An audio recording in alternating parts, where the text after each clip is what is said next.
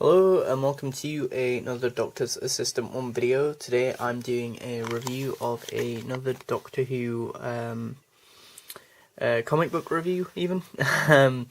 Bit of a disclaimer before I fully get into this review. This is just a random one-off issue that I picked up, and that so I don't really have a good grasp and all context of other things surrounding the story, so I mean, there are bits I did like and whatnot, but overall, I mean, obviously it's literally just in the midst of a story arc of sorts, so it would have made more logical sense to get the rest of them, but I mainly picked it up because I like the cover, which is another thing. Maybe thought it was going to be Sarah Galfrey, and then it isn't, so yeah, bit misleading there. I would say that issue 4, or part 4 would be, but then again, considering on the back it shows the covers for the next one, and it doesn't look like Gallifrey, it's a bit misleading and a bit annoying in that respect. His cover looks fucking amazing, if you don't mind me saying, and that, like, I just love seeing Gallifrey in this, like, dome, and the sort of spire type thing, and that, just this sort of ethereal, sort of mystical sort of architecture that we can't even really sort of fathom, and that, just looks amazing, really, and very similar to that of the imagery and all way it looks back in Series 3, which I adore as well, like, that imagery of Gallifrey when David Tennant's mentioning it, and then you've got, Pete Capaldi's Doctor looking at it and on some rocks, and all this sort of steam and or gas and fog, even giving it this sort of mysteriousness. Confession, I think it's called, of Angels. Angels Part 3, 12th Doctor Who there, and then it's got 12th Doctor Adventures Year 3. The only one I think, off the top of my head, do correct me below in the comment section if you do know whether or not this is the only, I think, one of any of the Doctors that I've got of Year 3. So it says here 3.12, so I'm assuming that means Year 3, Issue 12. Titan Comics there. You've got a bio on the Doctor, Bill, and the TARDIS. So, yeah. First one with Bill, really. I think I've also got one where, in a free comic book day one, where she's in that issue, but that one's kind of separate to the main series, I guess. Previously, which I did read, because as I say, I haven't got the previous issue, nor the next one, so this is a bit of a one-off one, so sorry if you're a big fan of the 12th Doctor and would have preferred me to review the rest of these or whatnot, but I don't have them currently in my collection.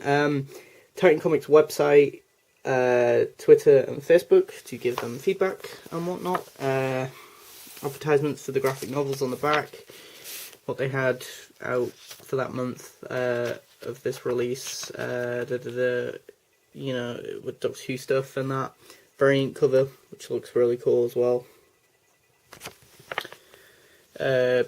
Subscribe and get a bunch of other cool goodies next issue and stuff. The fact that you can download things, writer, artist, colorist, and letterist and whatnot. Torchwood stuff, and then the rest of the comic. Yeah, I mean, it feels kind of higgledy-piggledy and kind of just over-cluttered for my liking, personally. Then again, I take that with a grain of salt, because, you could easily just counter that by me just not having, obviously, the context of the rest of the story. Maybe it would be better for that. Yeah, Missy shows up, which is interesting. I don't know if this is her first appearance in any of the Titan comics, because I presume that they would only really show her in 12th Doctor ones, and I don't have a lot of 12th Doctor comics and all from the Titan comic people, so I wouldn't know.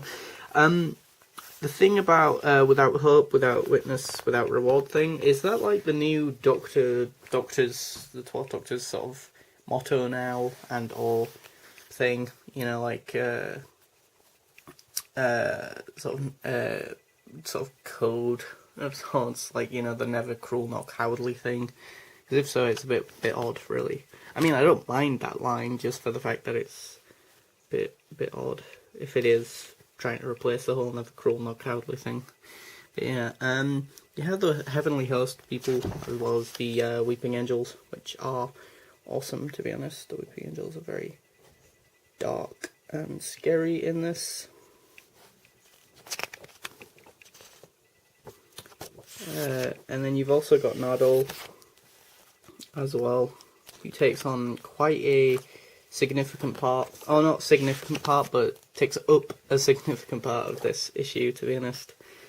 As I say, the way the Weeping Angels are drawn is just superb. Bill is okay, I guess. I mean, he's not doing much, and it is kind of weird to see the 12th Doctor in a clown mask. Kind of looks like he's part of Payday, the video game, and that. And you get like this cool flashback effect as well. 12th Doctor sort of there. As I say, I don't know, it's quite cluttered story. I mean, I read it and it was okay, you know, but it didn't do too much for me. I mean, the previously thing I did read, but it just sort of starts, really. The Judoon are in it, but don't really see why, and also they're not in it that much. So, I mean, there's this cool thing about refugees and how the hell they got on board, and then you find out, and it's like, oh yeah, that makes sense. So that was pretty cool, I guess. There's her, but I don't know if she is still a Slitheen. Presumably she is. I don't know. I mean, it's very confusing. But yeah, don't know what to think about it. I mean, it's pretty cool. Weeping Angels in a comic book is pretty cool, really, although they don't really talk, so I guess you'd have to draw them really well to emote what they're doing, or have maybe other characters and side characters sort of describe what they might be doing and whatnot, but I don't know. I mean, obviously, if you're a massive fan of the 12th Doctor and a big fan of the 12th Doctor, then I would recommend this. Otherwise, maybe not. Maybe pick it up, maybe no. I don't know. I mean, I'm a little bit annoyed that, you know, the cover looked cool. Ed Gallifrey didn't not get set on Gallifrey. So I feel like, for me, a lot of the time, if you haven't noticed, not only with the Titan comics, but just generally with comic books, I feel like a lot of the time I base whether or not I'll buy one on whether or not I like the cover. And, you know, sometimes with these things, like, for example, that Lost in Dimensions, or Lost Dimensions even, one with Jenny, River and the 4th Doctor, bought that 4th Doctor, didn't have the 4th Doctor, same sort of dealio here. Bought this because it looked cool and I like Gallifrey. About to buy it because I thought it was set on Gallifrey and have a cool Gallifrey story. Doesn't. Very disappointing and annoying in that respect. Decent sort of story. Weeping Angels are pretty cool and menacing in this. However, it is a bit cluttered for my liking. Nadole's pretty cool. Missy's barely in it. Bill doesn't have too much to do with in this story. 12th Doctor's decent for the bit that he does show up in, which is right at the end, but I get why that is, because he does get zapped by a Weeping Angel, so it makes sense that he's not in it much. Overall, as I say, it's just totally up to you whether or not you think it's worth buying. If you're a big enough fan of the Weeping Angels and the 12th Doctor, then yeah, buy it by all means. If you're not, maybe it's a pass and or a miss for you. But yeah, thanks for watching, comment, rate and subscribe.